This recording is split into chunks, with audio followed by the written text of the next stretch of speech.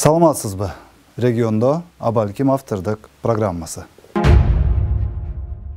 Кыргыз-Өзбек чегарасын биротоло чечип, такталбай жаткан жерлерди тактап, талаш болуп, арада кан төгүлүп, ок атылып турган аймактардын кимге таандык экенин келишип, алмаша турган жерлерди алмашып, ала турганыбызды алып, кое турганыбызды коюп, бир мындай нормалдуу өлкөгө окшоп, утур эле чегара чыры дей бербестен, башка маселелерибизди дагы чечүүгө киришсек болбойбу деп жүрүп, мына 30 жыл убакыт өтүп кетти. Бул аралыкта канчалаган жерлерибиз коңшуларга тымызын түрдө өтүп кетип жатты. Кыргызстандын картасы барган сайын тарып, кичирейип отурганын бир аз болсо да өлкөгө күйгөн жарандарыбыз көрүп келди. Бирок эч нерсе кыла алган жокпуз. Президенттер алмаша берди, депутаттар шайлана берди, оппозиция, позиция болуп бөлүнүп, бири-бирибизди жемелеп, жеп жок кылуу менен алектенип убакытты өткөрдүк. Утуру президент куудук, калганын камадык, баатыр болдук. Улут аралык жаңжалдарды баштан өткөрдүк. Кыскасы, чегара эч кимди кызыктырган жок. Эч ким үчүн чегараны тактап, казык кагып, зым тартып, мына жер биздики, мына жер силердики деп коңшулар менен маселеге чекит коюуга эрки жетпеди. Андан көрө чегара маселесин саясий кызыкчылыктар үчүн колдонуп, өзүнө упай топтоо биздин саясатчыларыбыз үчүн ыңгайлуу болуп келди. Бүгүн эми абал башка нукка өзгөрдү.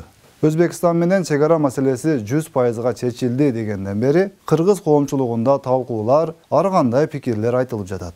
Учурдан негизинен баягы эле оюнчу саясатчыларыбыз пайдаланууга аракет кылышууда. Таппай эле турган жанга элдин башын айлантууга жагымдуу шарт түзүлдү да калды. Жөнөкөй киши үчүн деле түшүнүктүү болуп турган маселени бурмалап, элибизге драма кылып көрсөтүү аракети күчөдү. Максаттары албетте элди жаңы бийликке тукуруу жана эми гана туруктуулук келе баштаган Кыргызстанда дагы массалык башаламандыктарды уюштуруп, элди бири-бири менен чабыштыруу экени айдан ачык көрүнүп турат. Маселе жергиликтүү жайбаракат жашоочулар тууралуу эмес. Аларды колдонуп, пайдаланып, башы көзүн айландырып жаткан бузукулар тууралуу болууда.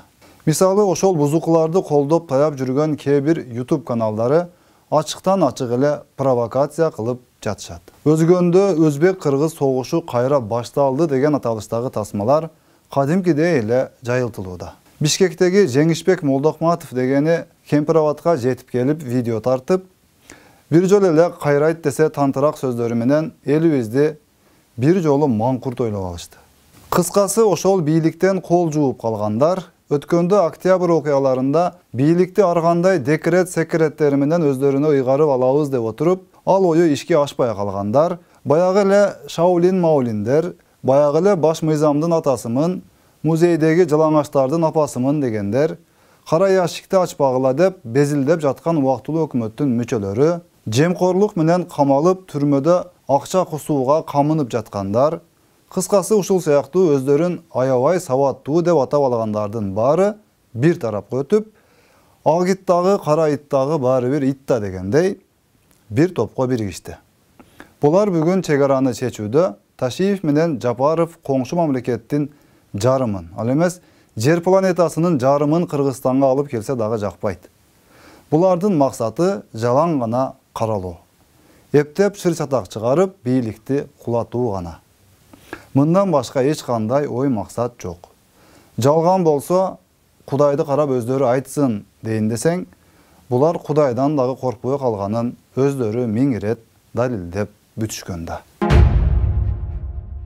Эми чегара боюнча Камчыбек Ташиев апта башында Кара суунун ынтымак айылындагы тургундар менен Кемпирабад платинасынын жанында жолугуп, эли журттун ой максатын угуп, акылдашып, келишип, коюлуп жаткан талаптарды чечүү үчүн кандай жол тутсак, мамлекетибиз үчүн, элибиз үчүн туура болот. Эки мамлекеттин кызыкчылыктарына тең туура келе турган шарттарды талкуулап, айыл эли менен бир чечимге келишти. Ынтымак эли Ташиевке ак батасын берип, чегара маселесин чечүү аракеттерин колдоп кубаттап, бардык тийиштүү маалыматтарды алышты. Кыргыз тарап менен Өзбек тараптын макулдашууларынын негизинде Кыргызстанга алынган 13 000 гектар жер жөнүндө эч эле ошол каршы болуп жаткан саясатчылар, алардын маалымат каражаттары такыр сөз айтпай жатканына ынтымак эли да нааразычылыгын билдирди. Ал эмес ал жердеги ардактуу апалар булардын куралы болгон маалымат каражаттарына интервью бериштен дагы баш тартканын көрдүк. Уяты болсо, ошол сөздөрдөн уялып, жер карап калышмак. Бирок булар эми Кемпирабадтын берки бетине өтүштү. Ал жердеги тургундарыбызды ар кандай жөө жомоктору менен алаксытып, ойлорун бузууга аракет кылышууда. Бирок бул маселелерге Камчыбек Ташиев ынтымак айылында дагы бир жолу кеңири түшүндүрмө бергенин эсиңизге салып өтөлү. Бузукулук кылып жаткандарга укук коргоо органдары неге чара көрбөй жатат деген талаптар күн сайын көп айтылып жатканын дагы эске алсак, кыргыз коомунда бүгүн элдин бөлүнүп жарылуусу орун алып жатканы байкалат. Серепчилер эгер мындай абал улана берчү болсо, анда халкыбыздын ыркын, тынчтыгын кетирүүгө аракет кылып жаткандарга каршы калың эл кайра көтөрүлүп, өздөрү жазасын берүүгө мажбур болоору дагы эскертиле баштады. Бул деген сөз, жумшак тил менен айтканда, Кыргызстандагы миллиондогон эл кайра көтөрүлүп, бузуку саясатчыларды жана алардын кол астындагы кызматкерлерин талкалоого киришет дегенди түшүндүрөт. Мындай болушун албетте бийлик башындагылар дагы, карапайым элибиз дагы каалабайт. Анан эми мындай маселе кайдан чыга келди деп анчейин түшүнө албай жаткан мекендештерибиздин дагы бир ирет эсине салып өтсөк, анда кыскасын айтканда, биринчи кезекте бийлик талашуу болууда. Бийлик талашкан саясатчыларга биринчи кезекте өлкөдөгү элдин бийликке болгон ишенимин кетирип, наразычылыгын күчтөндүрүү аябай маанилүү эмеспи? Бул оюндардын артында биринчиден ушулар турат. Экинчи бир маанилүү маселе бул 2010 жылдан бери Кыргызстаныбызды каалагандай калчаган ошол убактылуу өкмөттүн каргашалуу июнь окуяларындагы күнөөсү үчүн жоопко тартуу аракети башталганында. Дал ушул саясатчылар элдин көңүлүн башкага буруу үчүн, өздөрүн эл тараптагы адамдай кылып көрсөтүү үчүн бүгүн ушундай провокациялык аракеттерди жасашууда. Исмаил Исаков андай деди, мындай деди деп анын сөзүн боз үйгө чаптап алып, улуктоодон мурда ушул Исмаил Исаковдардын убактылуу өкмөтүнүн кыргыз элине кылган жакшылыктарын дагы эстеп койсок туура болбойбу? Кече эле мындан 11 жыл мурун канча бейкүнөө кишинин өмүрү кетти эле. Канча үйлөр өрттөндү эле. Ош менен Жалал Абадта канча кан төгүлдү эле. Ошол күндөрдү унутуп калып, бүгүн булардын сөзүн девиз кылып, көңүлдү башкага буруу оюнуна алданып калганыбыз кантип болсун? Убактылуу өкмөт чек араны чечкенде, уңгар тоодон бери коңшуларга өткөрүп берип коюп, тымпыйып отурбайт эле да. Колдорунан элди согуштуруп, тоногондон башка эч нерсе келбеген адамдар анан бүгүн биз менен сизге чек ара маселесин кантип чечиш керектигин үйрөтүп жатканына жол болсун. Чек ара маселеси убактылуу өкмөттүн мүчөлөрүсүз эле кыргыз элинин өзүнүн макулдашуусу, акылдашуусу менен чечилет да. Алар өздөрүнүн 2010 жылдагы иштерине жооп бере берсин. Кыргыз эли, бүгүнкү кыргыз бийлиги өзү калган маселелерди чече берет.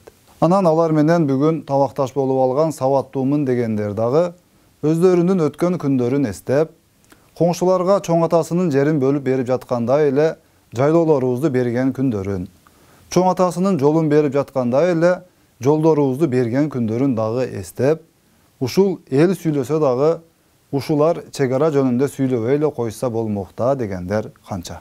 Анан 1 жыл мурун чыккан видеолорду атайлап таркаттырып, фейктерине ар нерселерди жаздырып, 2 күндөн кийин өзү чыгып ошол видеону негиздеп сөз салганы акыл эси ордунда болгон ар кандай адамдын күлкүсүн гана келтиргени чында. Кыскасы айта берсек сөз көп. Кыз ала качуу саясатташкан өлкөбүздө жер алмашуу менен чек араны чечүү аракеттери сөзсүз түрдө саясатташып, элибиздин ого бетер бөлүп жаруу аракеттерин күчөтүлүшүнө алып келүүдө. Орозодо ушак айтпаш керек, антиш керек, мынтиш керек деп, ыйманы күчтүү адамдын ролун ойноп келе жаткан саясатчыларыбызга да, башкасына да, баарыбызга Аллахым өзү чыныгы ыйман берсин. Эки жүздүүлүктөн, мунафыктыктан баарыбызды сактасын. Саламатта калыңыз.